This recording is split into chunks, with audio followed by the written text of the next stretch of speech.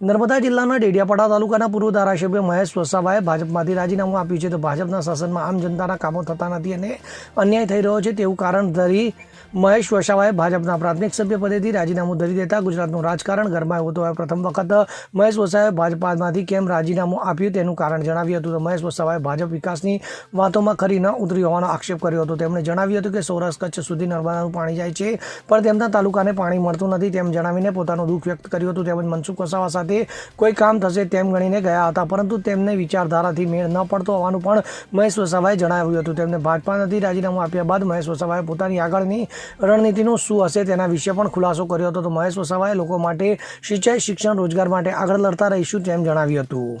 Bureau report CN24 news. હવે જુઓ દેશ દુનિયાની તમામ ખબરો તમારી આંગળીના ટેરવે. ઉઠાવો મોબાઈલ અને Google Play Store પરથી ડાઉનલોડ કરો અમારી CN24 ન્યૂઝ મોબાઈલ એપ.